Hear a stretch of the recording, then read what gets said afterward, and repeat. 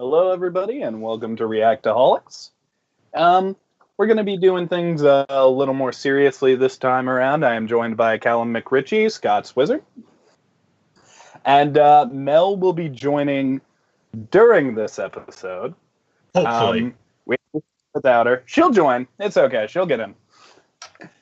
But today is actually like a very different episode because it is actually a tribute episode to Stan Lee. We are not going to be doing the news this time. We're going to replace that with something else. And also, instead of doing the Stardust stuff right after the news, we're going to save it till the end. But how you doing, Callum? How are you? I'm doing good, thanks. A tad bit disappointed that we are not doing the Batman episode just yet, but seeing at the current situation, we are justified in doing this.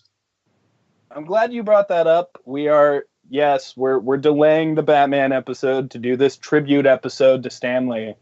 But next week, or next episode rather, it will be our Batman the Animated Series, celebration, I guess. But that being said, before we pay tribute to a really great series, we got to pay tribute to a really great man. Yeah. How do you, I guess this is a little touchy, but how do you feel about the death of Stan Lee, Cal? Well, I'm astonished that he can tell so many stories for practically a century. He was aged 95 by the time he passed away. And it just came as a shock to everybody that this well-beloved storyteller in our recent times, the person who practically, alongside DC, practically invented American Greek mythology with superheroes, has now passed away. And it's just come as such a shock to everybody because he was just such a legend, regardless of age he was or which time period he was in. And it's just astonishing, it's kind of heartbreaking, astonishing to know that he's going to be going up there in the heavens with the legends like Michael Jackson and all the rest, just getting the rest that I assume he deserves. But my overall thoughts is that Marvel is just not going to be the same without him. Not even the MCU. Unless they've already filmed his cameos in advance. But still, it's just a lot to sink in. Yeah, actually, to answer that question, they did film a bunch of cameos in advance in case something like this happened. Yeah, I thought so. But you're completely right. Like, I'm glad you brought up Michael Jackson because there are definitely people out there who don't understand why we feel for this, because we never knew him. We had no prior connection to him. But I can closely relate it to, like, the last time I saw a big group of people go through something like this is when Michael Jackson died. Like, everybody neutrally, knew that we lost something. And regardless of whether or not you knew Stan Lee, I feel sad that he's gone. And, he had a big hand on my childhood, more than most people I've met did, Like, Stan Lee affected me more than any teacher in school. Yeah. But of course, I doubt they are. But if any relatives of Stan Lee are watching, our hearts go out to you, and we truly wish you the best situation and hope that things get better. So sorry for your loss. Also, if anyone who is related to Stan Lee is watching this, please message me. I want you in the show right now.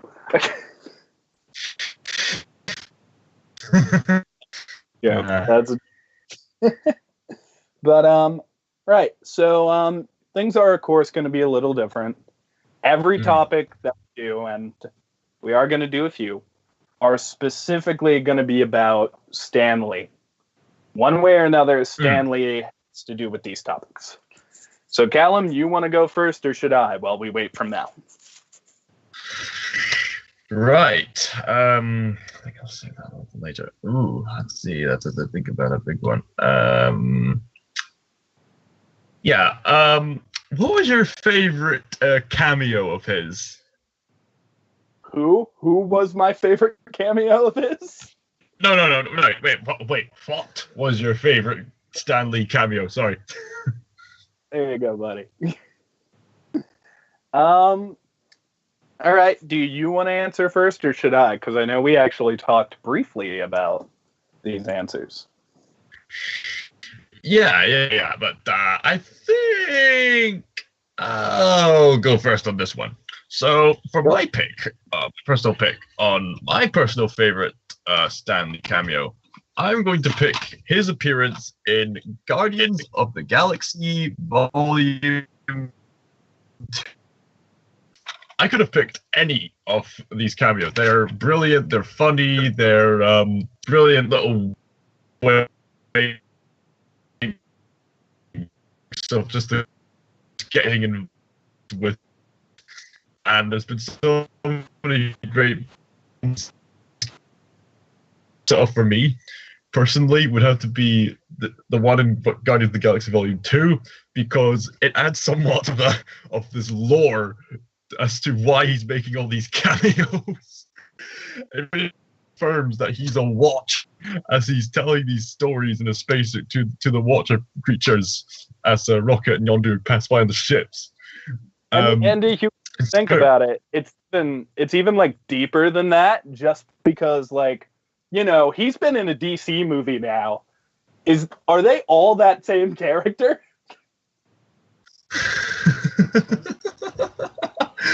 Yeah, and it's even better if you watch all the way up to the credits. It goes back to Stan Lee talking to the Watchers, and then the Watchers presumably get a bit bored and then just walk off with the stoic look in their face, and then Stan just says, "No, wait."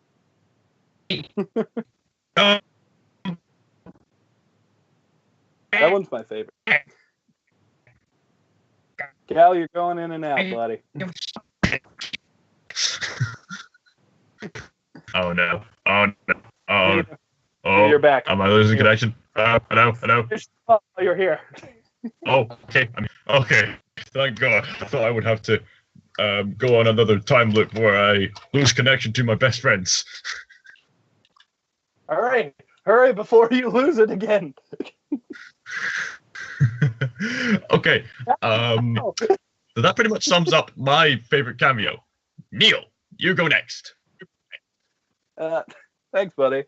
I gotta agree with you. That's my favorite cameo. The question was best, though. I remember you said best at first, and you know, that's where I got stopped. Like I you know, since he passed away, there have been so many videos coming out like, this is every Stan Lee cameo. And I watched one of those. And I saw every single one.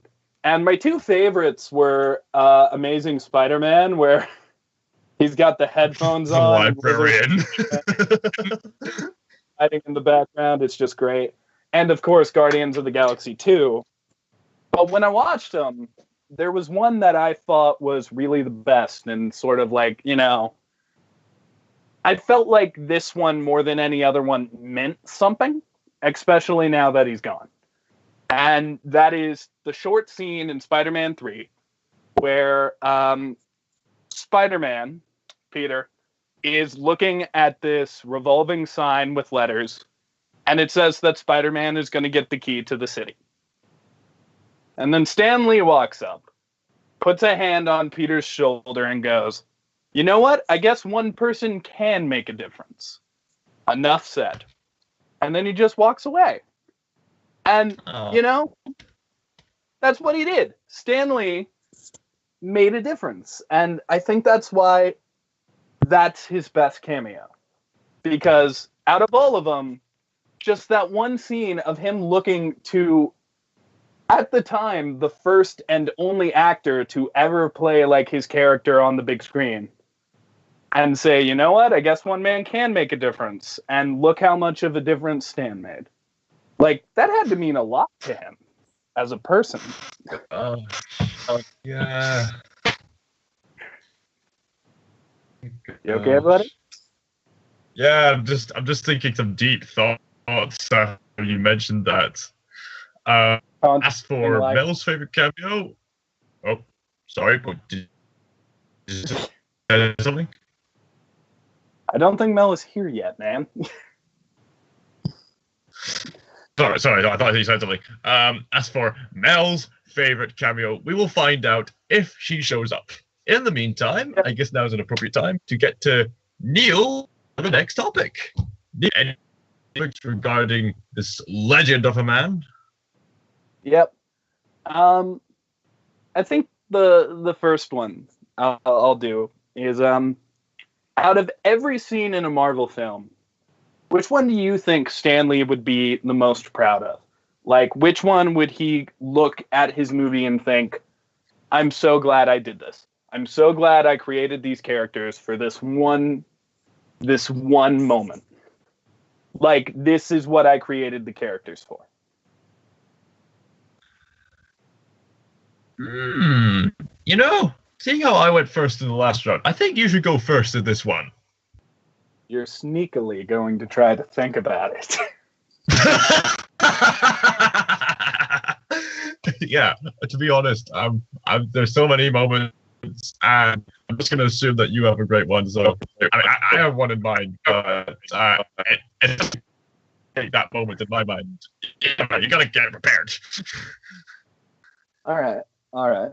Well, okay. I was sneakily going to use you answering to think of mine, but it's okay. I think I got one. It's okay. So, there have been some really amazing scenes. Like, in terms of action, you got the airport scene. In terms of heart, you have that really good scene between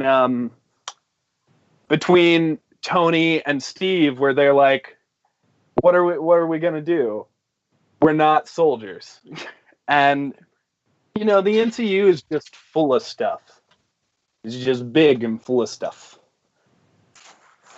But I think the scene that, if I were Stan Lee, the one scene I would be most proud of is, honestly, it would probably be the scene where, and I'm about to say something controversial, I think it would be the snap.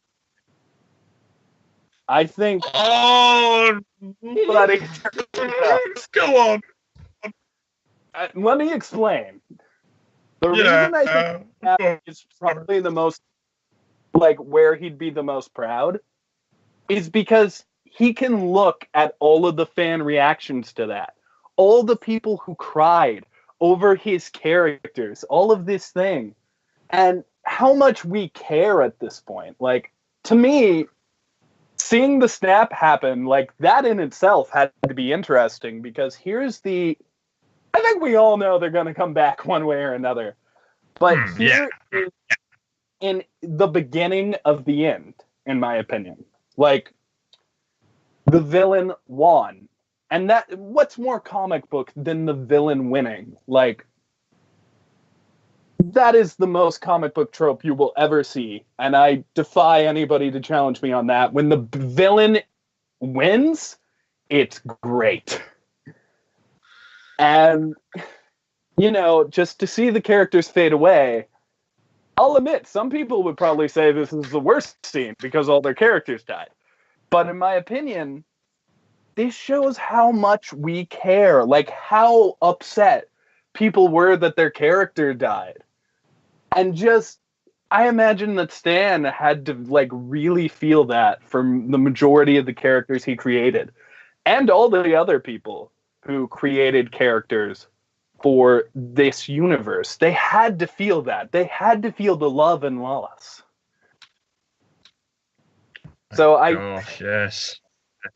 I think the snap was the best scene, hands down. Well, the one Yeah. that I would be most proud of. I don't know if I'd say best scene. That airport battle was pretty good. Yeah, very controversial. Yeah. Yeah, I get what you mean. I mean, it's just such a powerful moment. I mean, I think that's why so many people resonate with big finales like that, like say Harry Potter and the Deathly Hallows or something like that. You just got to know all these characters for such a long time. You got to like them, got to know them, empathize with them. Go yeah when they do some awesome moments or stuff like that. We got to the point where these characters were something we cared about. And to lose them, even though I'm sure everybody realizes that it's probably temporary, just like a comic book. But to lose them, that's something powerful. And I'm sure the fan reactions like had to make him feel some sort of pride for everything he's created. Yeah, I mean, there must be so devastatingly stupid on your behalf if you create a character and they get killed and everyone just laughs because they don't care about this character. Like, I don't know, Edward from Twilight or some goblin from Troll 2. They don't care about these characters. There was no build up of character there. I laughed when Taserface died. Taserface, yeah. But Stanley must be so astonished that he's taken his. Yeah, he did this in the comics, and then the people did that in the films. He must be so proud of those creators more than anything to copy his formula to make the audience care for each and every one of them. And oh gosh, that moment absolutely devastated me. I was crying like a baby. Hey, you don't get justified. I haven't had a chance to tell this story, and I'll tell it right here. Everybody in Reactaholics went on this website to find out if you survived Thanos' snap or not. And everybody survived except for me and Stephanie. We were the only ones to die. I survived the snap as well. Yeah, you did. I hope so. You enjoy technically speaking, I'm talking to a ghost right now. I mean, you should be scared because when I come back, because we all know the snap victims are coming back. Yeah, you know, somehow you be a part of that saves me, and you might die for realsies. So we'll see. Oh gosh. Oh god, then I'll be a ghost. What's man? What do you think he'd be the most proud of? Okay, as for my opinion on the scene he'd be most proud of, I don't really know. There's just so many moments. I suppose the first phase of the Avengers franchise just caught a lot of attention because it was a new formula, and so many people were thinking, "Oh my gosh, bringing all these films together! This is the biggest crossover ever!" And then we were surprised that they were making sequels. So I guess on that note, his most proud moment would have to be when all the Avengers gather together in Avengers Assemble. Stanley must have felt so proud of it and so knackered with himself by the time that happened the first time. Just to see them all together like that had to be something.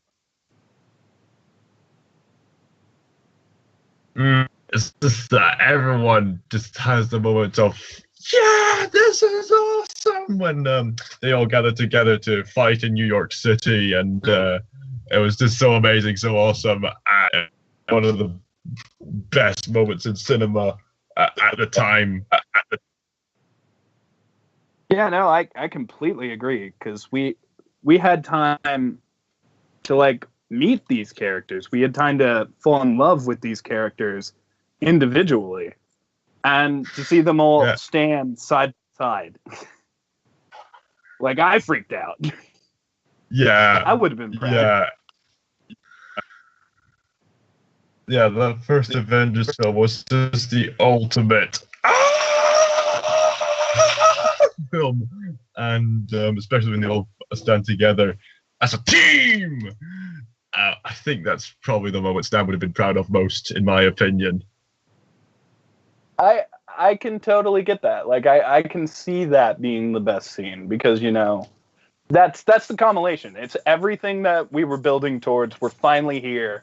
This is the beginning. We thought it was the end, but it was the beginning. Like we were like, My gosh. This is the beginning. My gosh.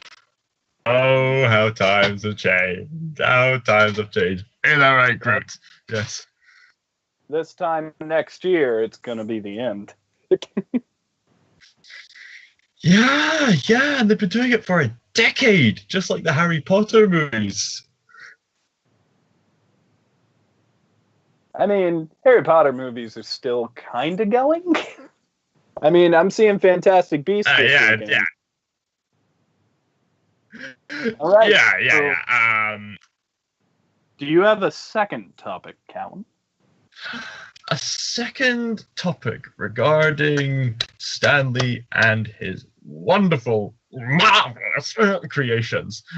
Ooh, that is a good question. I have to confess something. I have yet to think up a second topic, so I'm gonna pretty much think up one on the spot. Let's see. I'm just looking through the library of films. I'm just trying to think of something. I wonder.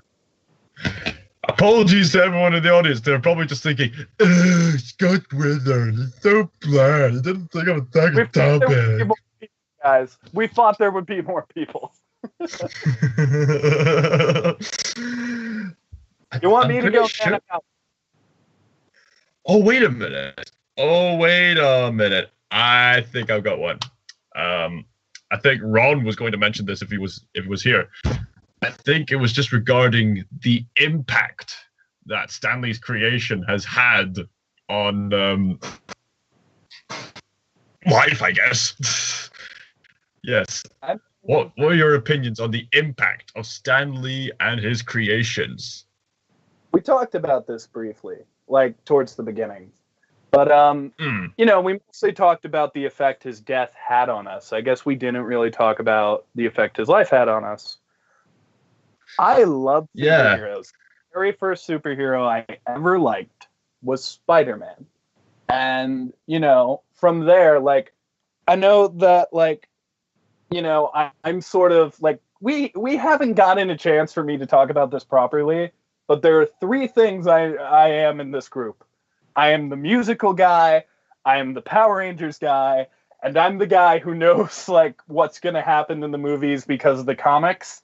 That's not always true, but I had to explain to everybody who Riot was when the Venom trailer came out, so I am going to say that I know a bit about comics, and that all came from, like, Stan Lee and Spider-Man.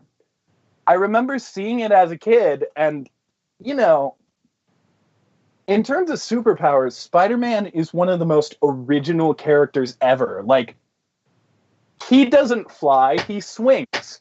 He doesn't run, he crawls up walls. He has some super strength, I mean, he needs it, but just the idea of him is such a creative idea, and I know that character is 100% Stan Lee. So, of course, and the most relatable thing, I didn't know this at the time, but the most relatable thing, he was a kid. Like, when I started reading... older kid, but still a kid. Yeah, when I started reading, he was a kid in high school and going to Midtown High, and I got invested in these stories. I fell in love with the villains. I loved Sandman and Scorpion, and Mysterio is my favorite supervillain ever. Like, just, it's so cool. And how he built this world. I guess the recent PlayStation 4 game really resonated with you more than most people. Oh, yeah. Best game of the year for me. I know Red Dead is, like, amazing, but I'm voting for Spider-Man when Game Awards come around, so come at me. But yeah, no, even with things like Fantastic Four and Daredevil, like movies that now that I'm I didn't really enjoy. It still got me into this world, his world. And I started reading his stories. I started watching the cartoons, even the older ones, which he like narrated. And I got into it. And I have a love for superheroes now and all things geeky. Like, I can tell you right now, had I not watched Spider-Man as a kid and fell in love with the Marvel Universe, this podcast would not be a thing. I would not care about movies nearly as much as I care about them today. He was my gateway nerd culture. And here I am, and I am very prideful about being a nerd. And I wouldn't have done that without Spider-Man, and I wouldn't have done that without Stan Lee. And I am a firm contender that the first Sam Raimi Spider-Man movie is awful. I hate it now that I'm older. But as a kid, I loved it. And Spider-Man 2 is one of the best movies ever. So come at me. Couldn't you...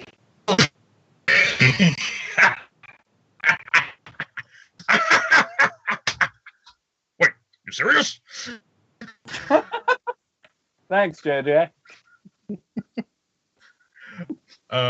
Although, here's a little topic. Now that you mentioned Spider-Man a lot, I'm curious, what is your favorite Spider-Man interpretation? My favorite interpretation of Spider-Man, I'll just answer this briefly. My favorite actor to play Spider-Man is Tom Holland. My least favorite is Tobey Maguire. All right. But my favorite voice of Spider-Man is Josh Keaton. And I think he's probably the best Spider-Man ever. Josh Keaton, as in the voice of Spider-Man in which cartoon series? Spectacular Spider-Man. It's amazing. I thought it was Spectacular Spider-Man. A lot of people are praising Spectacular Spider-Man. So just to make a long story short, the MCU Spider-Man and the Spectacular Spider-Man. I was just curious. Now, my turn to talk about what I think about the impact of Stan Lee and his wonderful creations. I don't think nerdiness and geekiness would have been the same without Stan Lee. He, like you said, Neil, he was practically a gateway to geek culture. I mean, sure, geek culture would have still been geek culture, but it wouldn't quite have been half the geek culture it was if it wasn't for Stan Lee. He just had that big of an impact on this sort of culture. Just with his imagination, his persona, his storytelling, and especially with him. I recently saw this video where he used to make these little newspaper articles where he wasn't doing any cold business talking. He was talking to you, just the reader. And he wanted the readers to connect with him and his creations. And I think that's one of the subtle reasons why him in general and his creations have just lasted for so long. And I swear, half of the costumes I go to in conventions are Marvel-based, especially with the MCU. I mean, sure, you'll get all other things. You'll get your Harry Potters, you get your Lord of the Rings, you got your DC universes, you got your Avatars, DreamWorks, Pixar, Disney, Studio Ghibli, the list goes on. But, and the interesting thing about that, Cal, the interesting thing is, like that before the MCU.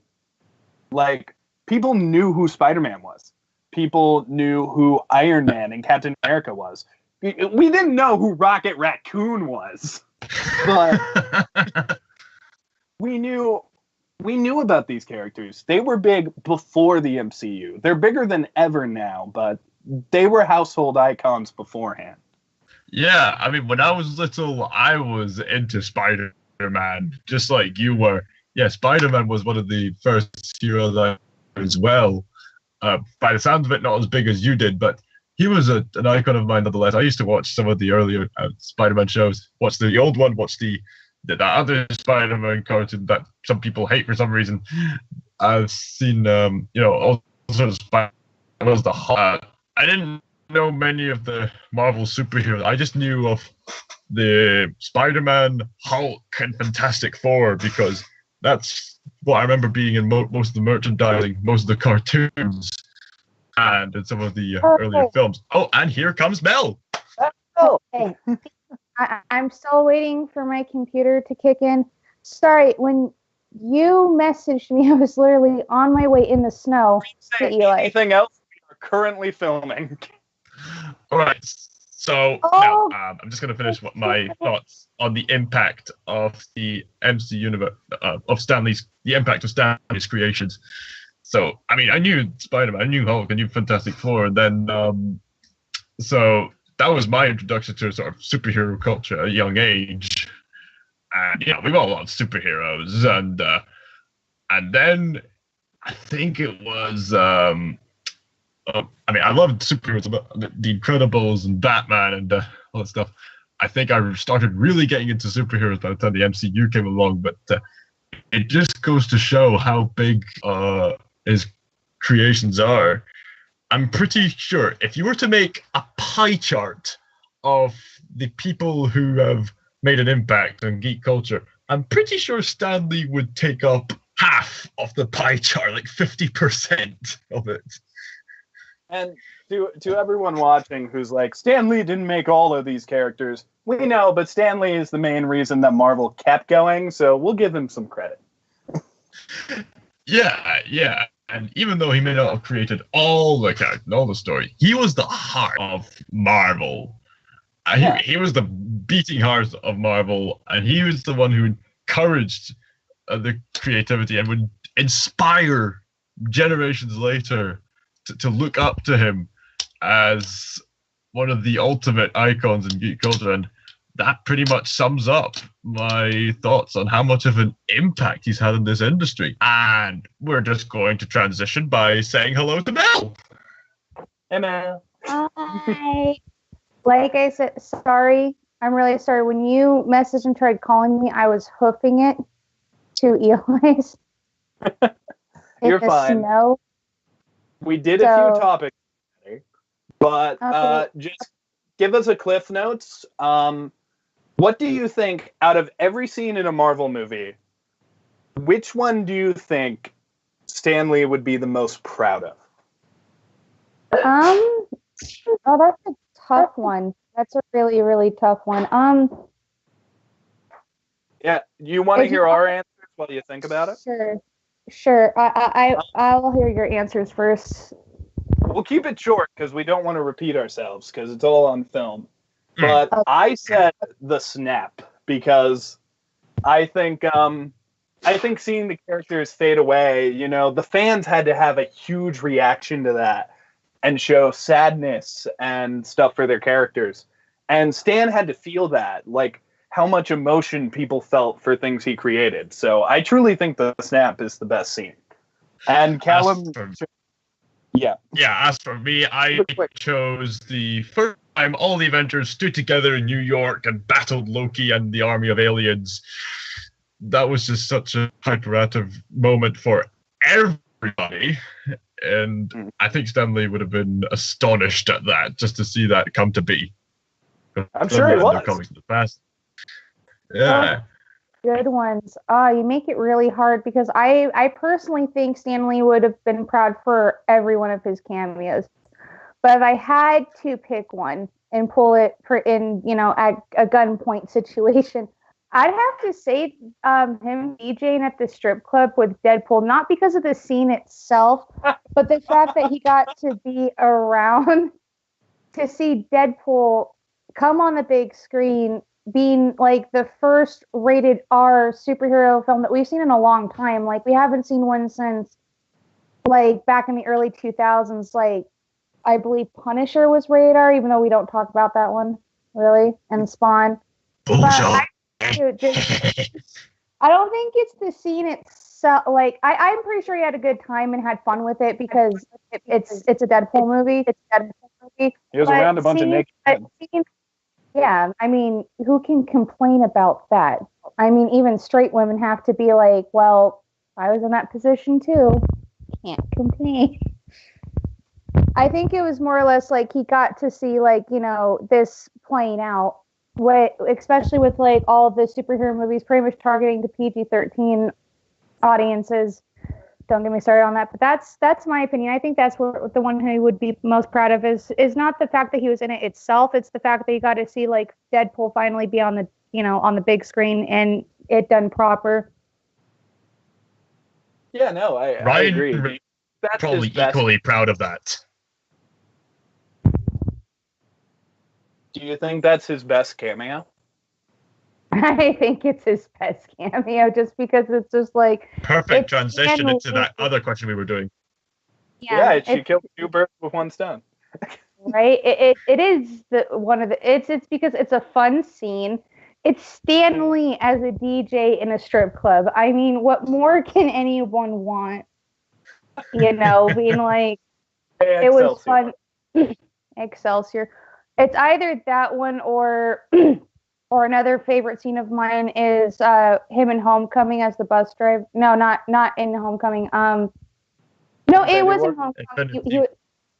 I was gonna rechange my mind when I thought about being like, yes, Infinity War, he was the bus driver, but I would have to say it'd have to go to Homecoming with him as like the obnoxious like Queens, you know, neighbor shouting at people, because that's how it is like in some parts of Queens. Like, oh yeah, I've been there. Mm-hmm. Especially to get to that part. Go ahead.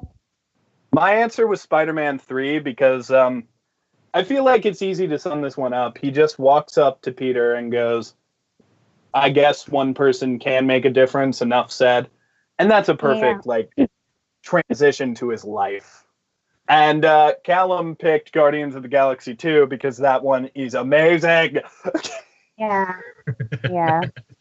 And you're picking Homecoming.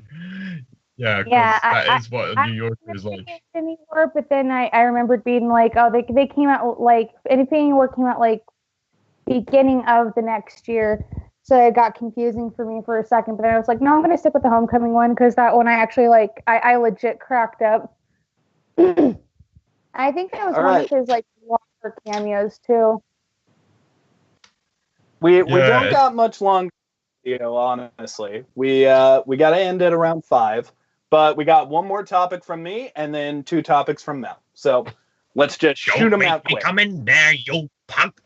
Just quoting Stan with that scene. That was just so funny. If you want to finish your last topic real quick, we can. No, we'll do yours now. We'll do your first one. And then, like, if we had to end early, at least we all got one topic out, you know? So go ahead and do yours. Okay, well, I kind of, like, stepped in when you guys were just... I heard bits and pieces of you talking about it, but that kind of leads to my question. What was the one media platform, whether it was comic books, show, or movie, of Marvel's that actually got you to be a Marvel fan? Like, you were just set being like, I'm going to like this. I got an answer. Okay, you go first. For me, it was the cartoons. Blown away, it was the cartoons. Like, I actually... Go ahead. This is a good transition because I actually just, like, one of the topics we did was talking about our impact of, like, Stan Lee's impact on us, which I actually plan to, like, bring that up to you, like, towards the end of the show to, like, hear his impact on you. But with the cartoons, like, Spider-Man was my start. And then the reason I kept going and the reason I read the comics is because right when I got home from watching Spider-Man, I watched it at my town drive-in, which is still there, and I go there all the time. I went home and I was like, I want to see more Spider-Man. So I started watching the cartoons and, you know, oh, the X-Men are in this one. They got a show. Let's watch that. Oh, the Fantastic Four are in this one. They got a show. Let's watch that. And then it just kept watching and learning all the characters and getting into it. And, you know, Stan Lee narrated a lot of the older cartoons, and that was super interesting to me. That was my introduction to him. And I guess if I had to say one thing that got me hooked on Marvel in general, it's Spider-Man, the animated series, X-Men, the animated series, and just everything, all of them. I pick them all. Every single Marvel cartoon, except for the bad ones that are out right now. Fuck those. Well, everyone's heard kind of like, you guys have heard my thing is like, I've always believed that Marvel and DC always were like equal footing when it comes to certain things, but there's just some things that one franchise is better than the other. Mm. And the cartoons definitely, like, DC has rocked that shit, but we'll have to see with that Amazing Spider-Man movie coming out. The Spidey Universe, I think it was called. I know I watched the trailer at least like a few times, and it caught my intrigue for sure. And it's like either it will put Marvel's foot back in the game for animation, even though DC will still always be, in my opinion, superior. But we're not talking about DC because it's Stan Lee. But no, yeah. I have to agree. But what was your transition, or what got you, Callum, into getting into Marvel, and you knew for a fact being like, I'm going to be a fan? It's the movies, wasn't it? It was more or less the movies that got me hyped up to be a Marvel fan more than anything, because I wasn't really much of a comic book reader, and the only exposition I got to the Marvel franchise was just the cartoons and sort of the merchandising. Apart from the X-Men, Spider-Man, Hulk, and Fantastic Four, I knew zilch about Stan Lee, about Marvel, nothing. I knew absolutely nothing. But then the Marvel films came along, even the Amazing Spider-Man films, which are a bit separate from the MCU, and I started getting into the Stanley cameos and started to see all these characters gather together, getting to know them, and then started knowing the comics. Then, slowly but surely, I sort of joined the hype train, and I've been a Marvel fan ever since, and hence why I'm here, and I'm wearing this Captain America t-shirt, and I've got little Groot here. And Groot. Aww. I am Groot. I am Groot. Well, for me, mine's a little bit more of a nerdier thing, if you want to put it that way. And if you want to, and if for some who did not know, so I grew up on comic books before I got, more invested, because my dad used to have a huge collection. And what got me into it was the first time I ever saw his collection, my dad pulled out The Amazing Spider-Man issue number 1, the very first Spider-Man comic book that was ever made. And then it transitioned into the shows because as I kept reading, I had no idea that they made them into like movies at all. I didn't realize that until I was like at least 8 or 9, because I started reading the comics when I was like 6, because my dad wanted me to be on like a basic like reading level before he even brought them out. And plus he treasured those like they were his children, being like, I think honestly he treated them better than me. Before they got destroyed. Unfortunately, they got destroyed due to a flood that we had like back in 2013. And which luckily for us, like he has like a few left, but it's not a lot, just because like the water damage and all that. But what really sealed the deal was not only like reading the comic books, because my dad wanted me to be like, I want you to read either DC or Marvel, or I at least want to get you an understanding of it. He had no idea he was going to make a nerd. He just wanted to like share like a passion that was passed down, because it was technically my grandfather who bought the first issue and collected from there. And my dad just continued it on. But for me, what really sealed the deal too is not only a combination of the comic books, it had to be the X-Men animated series. For sure.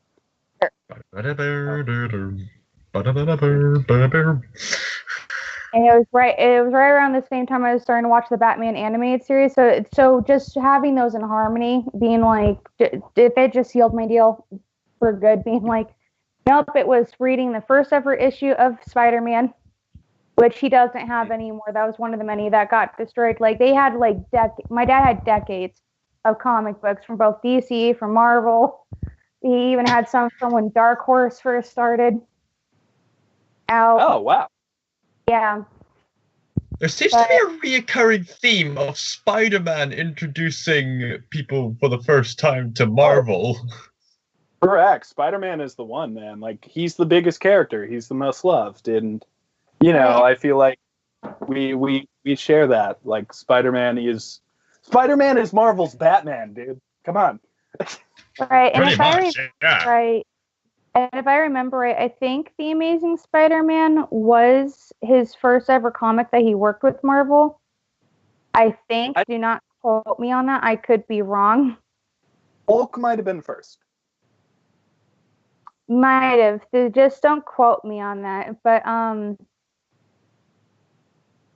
But yeah, no, but Spider-Man is like, yeah, it's basically like, you know, for the longest time it was the face of Marvel, being like, it basically, you know, almost like what Neil said, being like, it was, you know, it was Marvel's Batman for a little bit. With, of course, exceptions, like he had spider powers. Whereas Batman doesn't have bat powers, or else that would be kind of freaky. He'd just be a vampire at that point. Swing through the air and both can climb walls. I'm detecting conspiracy. Oh my God, no conspiracies. Conspiracies are bad. I wish people would get that already, being like they're actually bad for society. I just want J.K. Simmons as J. Jonah Jameson to go, oh, I know exactly who Spider-Man is. Peter Parker gets all nervous. Who is it? It's got to be that billionaire Bruce Wayne. It's got to be him. I mean, think about it. He's flexible, he can stretch a lady, and he's good with the ladies, just like that Spider-Man. In fact, he is a Spider-Man. Bruce Wayne. Next episode, Bruce will have his time. Right, Bruce will have his time. But yeah, and especially, like, it's kind of funny, too, because Stan Lee, I believe, did work for DC for a little bit. He did some comics for him. Yeah, and then I know he switched over to being a co-creator for Marvel with a lot of the characters. So that was it for me. It's just like, it was just a perfect harmony for how I was transitioned. So it's just like everything I love, all combined. Yeah, no, like, you know, just to derail for a minute here before we like transition into like, you know, the impact that Stan Lee had on Mel's life. And then, like, you know, maybe a final topic. It's just, like, the more and more, like, we're thinking about it in this discussion, and this is not rehearsed, this is not scripted, the more and more I realize that Stan Lee and Marvel in general have really shaped people. Like, you know, people should mourn his death, and people should be sad that he's gone. And people should be, over everything else, just happy about, like, the memory of him and everything he's done. Like, I truly believe that, like, with this discussion and what we've talked about, that Stan has changed lives. And you know what? I'll tie it back to what I said before. I guess one person can make a difference. Enough said. Come full circle. Right. Come full circle. I'm almost crying, man. I'm emotional. No, dude, I have to agree. Because like when I heard the news, I was walking and it was like a really cold day. And I actually, you know, and I've been talking, like, for example, like a lot of my friends, like, nowadays are online. Like, I met you two through Stardust and all that. And I actually heard it from someone online being like, Stan Lee passed away. And I first thought it was a hoax. But then I remembered being like, he is getting close to that age. So I looked it up. And I actually dropped my phone on the sidewalk. And I was, like, quiet to myself. Like, I wouldn't listen to, like, headphones. I didn't talk to anybody. Because he's one of the reasons why I love, movies, comic books, and TV. And knowing that we lost, because I did not, like, as much as he is a legend, I didn't view him as, like, a legend the same way as, like, most people did. It was, like, I viewed him as a person who was an artist who brought people so much inspiration and joy, including with myself being, like, even though never got the chance to meet him anywhere, but it was just like, that's I think everyone's like main goal when he was still alive was just like at least get to meet Stan Lee once. And for me it was a little bit different because there were times that I thought about ending it, and not to make it dark, but there were times, and then I would just like revert to like a comic book that my dad had, or I would revert to a TV show that was related to Stan Lee in any way, shape, or form, and just remembered being like, he pulled me. He was one of the few people, because I don't have like a lot of idols, and he was one of the few people who I could actually consider that he was my idol, because like he pulled me out of like a lot of dark times. Yeah, I can agree with that. Like I feel like what he's created to an extent is bigger than any one person could ever be. I fully agree with you. And that's why I like picking that Spider-Man 3 one, because I think that was one of the best cameos, even though movie wasn't good. The movie was shit. Dude, the movie is the reason why we can't have a fucking proper Venom. It was the start, even though I haven't seen the Venom movie at all. So it's like, getting off. I know, but that quote, and I've heard that quote like a lot since he's passed away. But I see why people use it. He's a prime example of being like you can pretty much like be whatever it is you want to be, and I think that's such a touching thing. And I always viewed him as like, even though I never met him in person, like. And another reason why either is because like his panels are expensive to see, or at least like as of the past few years, like there was one Comic-Con that was here that I didn't go to, but I heard that like just to enter the panel was like almost $100, and I always thought that was kind of outrageous. But then I thought, being like, it could be a numerous amount of things why, but to me he wasn't like a big rock star. He was just like, here's this guy who, against all odds at the time, especially like he was starting to work during towards the end of World War II. Mm. Or I think it was either during the end of that or like a little bit after, but that was when, comic books were like in the golden age, because, we went through the Depression where it's just like people couldn't afford books. Yeah. So they made them cheaper by making comic books instead. And I just think that like he's a person who's just like, he's seen so many decades of everything wrong, but still could bring himself to like make these characters for for us to enjoy, no matter how we enjoy it. And showing that like, and also sticking with the nerd culture and being like, it is relevant, and there's no shame in that, of being a nerd. Yeah, him and Jack Kirby just made Marvel. And I agree. Marvel, to me, is one of the nerdiest things in the world. And that is not an insult. Think about it this way. Next time you go to a convention, I dare you. Try to go the whole convention without seeing one person dressed as a Marvel character. I dare you. It's not possible. No, it's not. Like, you'll at least...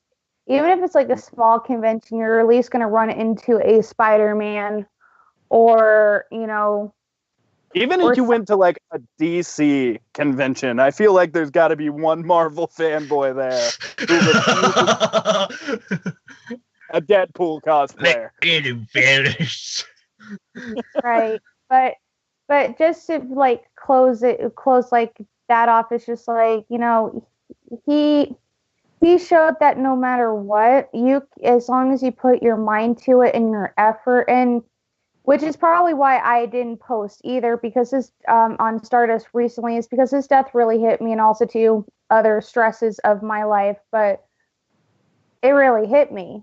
But then I remember being like, he's lived through a whole bunch of decades. Like he lived through, World War II. He lived, through this, through the racial segregation, and he was still able to produce these iconic characters no matter what era we're thinking of, being like, whether it was good or bad, he was still out there doing what he loved and to bring joy to people and showing it's okay to like this.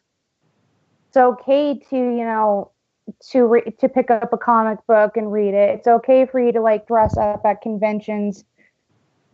And he's one of the biggest inspirations for that. I completely agree. It is completely okay to cry when the talking tree died in Guardians of the Galaxy. Ain't that right, Groot? Hey, Groot. All right. We're sort of winding down here. We got 14 minutes left. We can do one more topic real fast. You guys want me to do it, or would one of you like to do it? Maybe Chris has one in mind. Yeah, let's see what Chris has to say. Oh, great and powerful. Okay. Great and powerful eyes, or Chris Eyes, the man behind the curtain.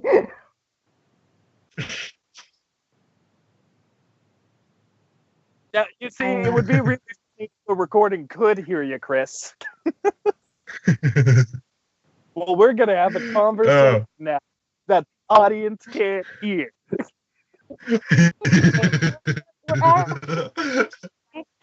We're hearing this voice in our head, just to let you know, because you have telepathic powers, Chris.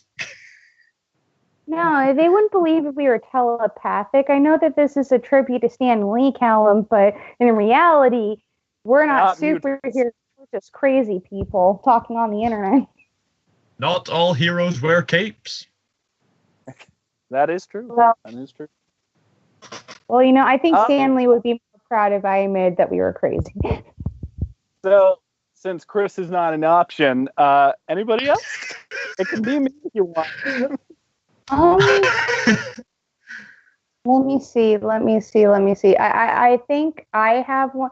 I know Eli was talking to me about it. And now that I think about it, we only have about 12 minutes left, so I think the best thing to do... Get on with it! I think the best thing to do is if we just quickly talked about, said something nice about Stan Lee, and, we did the Stardust shout-outs, and then we ended the episode. Yeah, let's go with that. All right, go ahead. Mel's first. Say something nice. Say something nice about what... I'm sorry, I totally, went brain dead for a second. This will be the final topic. And this will be the final topic, and we'll do this really quick.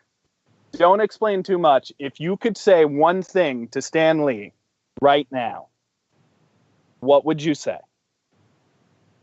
Callum, you go first, because I'm going to cry. Yeah, I might make you cry. Yeah. Stan Lee, here's a message for you in heaven right now. Excelsior! Well done, Callum MacRitchie. Well done.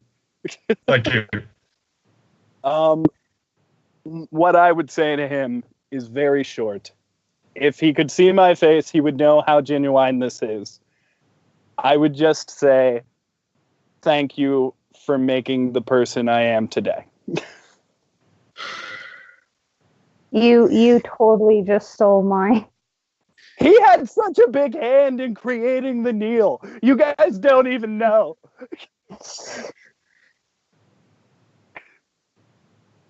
Cheers. I would tell him the same thing. I would actually, if you wanted me to be in... I know that I decided, you know what, since you guys were already recording, that I decided not to get on like camera or whatever for this episode. But if I were to say something to him right now, I'd be like, thank you for having me hold on this long. If it wasn't for you, I probably wouldn't be here. Oh, I'm trying to talk and I can't. Any family members of Stanley, our hearts to you. Yeah, thank you so much. Oh God. Yeah. It's not on camera because it's just like I don't look pretty right now as it is. Callum, I need a hug. Here you go, buddy. Hey, I'm giving you a hug. I knew this was gonna be an emotional one, but damn, I am actually crying. Yeah, I understand. I completely understand, don't you, Groot? I am Groot. Yeah. Well, with that, Mel, you got any shout-outs you want to do to Stardust? Well, first, of course, I don't know if you guys did this like in the beginning, but of course, shout out first goes to, I'm just Ron, because unfortunately I couldn't be here in this episode. We actually didn't do this. We forgot. He was the one who came up with the question about how much of an impact that has had on our community, and of course we just got off about an hour about why he did exactly that. Any other Stardust shout-outs? Yeah, a second one, of course, goes to Epic Voice Guy or John Bailey, because he couldn't make it this episode, and that's why we changed the theme, was because I knew that John and Ron would want to do the one that we were going to do before, and they wanted to do this one, just they couldn't. So next shout out goes to Epic Voice Guy, John Bailey. Hopefully he'll be in the next episode. Doesn't John know Stan a bit more personally? That must have a big impact on him. I don't know. Well, I don't know. Maybe John's done Marvel stuff, so he may have met him. It's possible. Right. But we can always ask him in, the next episode that he's in and all that. But that's shout out those are the two shout outs that I wanted to do real quick, is to I'm Just Ron and Epic Voice Guy, AK Ron and John Bailey, because they couldn't make it this episode. Hopefully they'll make it, in the next episodes or in soon episodes. But if I were to give a regular Stardust shout out, I would first give it to Steve Co. I believe his username's pronounced. He's actually very, very, very underrated, even though he's grown a bit on Stardust recently. He's now already at almost 500 followers. Congrats, Steve Co. Yeah, Steve Co. Steve Co. Yay. Steve Co. Steve Co. I try to be super hyped for these shout outs, Steve Co., but I am an emotional roller coaster right now. We're all emotional roller coasters. We're an emotional roller coaster theme park, basically. We're about to crash. And the second shout out I want to give to, and he's almost at 500, and he was first sitting at around 200 for a while, and I do believe he deserves more of a following on Stardust, and that goes to Luke Starkey, my cute, adorable little European. Well, now European, because he was in Australia when I first met him on Stardust, but then he recently went back to Europe. Luke, what's his name again, Mel? Luke Starkey. Luke Starkey. We don't care what your nationality is. We love you anyways. Oh, my goodness. I'm pretty sure just by his accent that he might be Australian, but do not quote me on that. And I'm sorry if I offended him. He's still adorable, and I love him. And he's actually very, very he's straight on in your face, not abrasively like some users can be, but he just gets straight to the point of movies and TV. You know who's super abrasive on Stardust? That Who? I'm just Ron guy. That one guy, I'm just Ron. He's Oh, just gotta super. love that. I'm just one guy. He's just the meanest person I've ever met. I can't even say that. Ron is the nicest human being I've ever met. I was going to say, like, if you said that about, like, oh, and I know that they're not a Starduster, but the person who wrote The Princess Bride, William Goldman, he died recently too at 87. So shout out to him. Shout out to him, his family. Thank you for creating an amazing story. Much like the person we are honoring here today, you deserve all the honor in the world. Right. And I know that, like, but those are the shout outs that I, figured would get some today. I wasn't, like, as prepared because I knew what the subject was going to be this time. And I'm kind of glad we went this route instead of, because Stan Lee definitely deserves a tribute. And I thought I would squeeze in William Goldman too, because it's just like, we're just losing, like, great people who inspired my childhood and just, like, got me feeling, like, great at times when I was feeling down and being like, stop taking the good ones. Stop. And speaking of losing great people who inspired our childhood, if you would like to be in Reactaholics one way or another, we are still prepping for that. But here's what you need to do for this episode, because I think it's pretty easy to see this is different from the rest. Instead of reacting to the topics, you can do that if you want. But instead of reacting to the topics, please honor somebody that you love, like a creator, somebody who wrote something you love. Do a reaction to them. Like, for example, if I were the one doing this, I would do a tribute reaction to Jim Henson because he created the Muppets and I love him. Just do that. Tag one of us. With how emotional we have gotten, we want to feel the love. So please share your feelings. Get them out there. We'd love to see it. And with that, I think it's time to start ending things. Callum, where can they find you, man? Well, you can find this emotional train wreck on my YouTube channel, Scotswizard, and in Stardust, where I have 60 followers. I'm an underrated Starduster as well. And now I'm about to sniffle because I'm an emotional roller coaster ride. And I'm also on Instagram.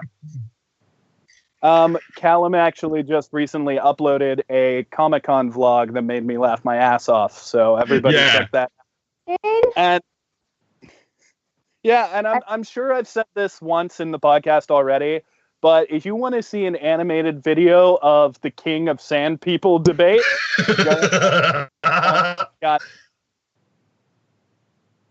Mel, where can we find you at? Well, you can find me on Instagram at ImperfectVanity, but except for it has an underscore between the words. Find me on Stardust, just simply ImperfectVanity, nothing, no special characters. Or you can just find me anywhere that has Imperfect Vanity or my name in it. I'm pretty much anywhere, but those are the two main I go to. Or here, you can find me. And of course, got to give a shout out to our director, Chris. You can find him and his Twitch channel. He streams very regularly. Twitch.tv.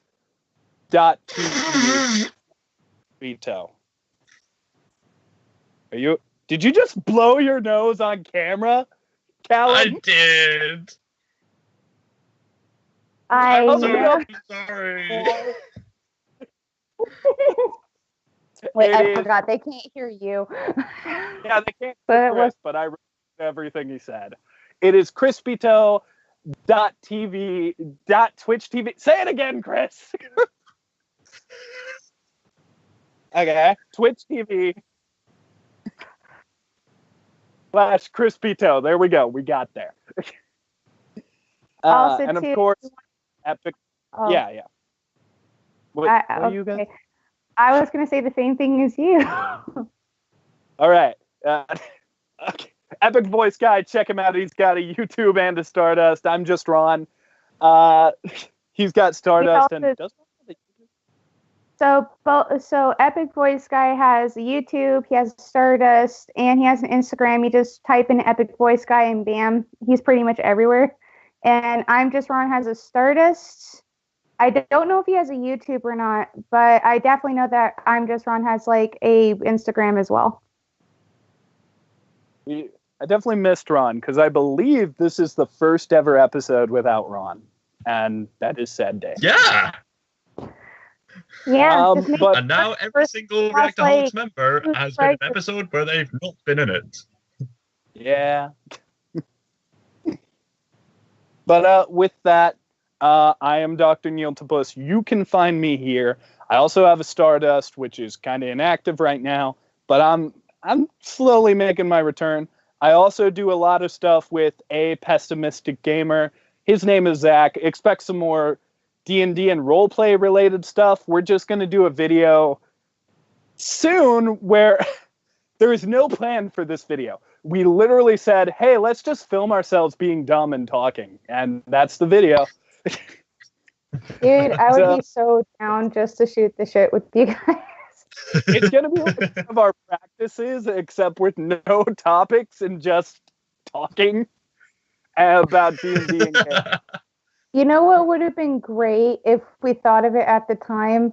Our conversation with John about the iPhone 666. I remember that. That would have been a good animated episode. I remember saying that. But with that, guys, once again, thank you, Stanley. To the family of Stanley, our hearts go out to you. And again, I know I sort of said it as a joke towards the beginning, but if somebody related to Stanley actually watches us, which I doubt they do, and desires to be on the show, we would love to have you. Ron is going to start an interviewing show soon, so he could do that. Oh, very good. I'm very keen on seeing that. This episode was not for our gain. This episode is not going to be monetized or anything. We just wanted to pay tribute to a man who I think I can say definitively changed our lives. With his stories, with everything he did. So the last thing I will say is rest in peace, Stanley. Excelsior.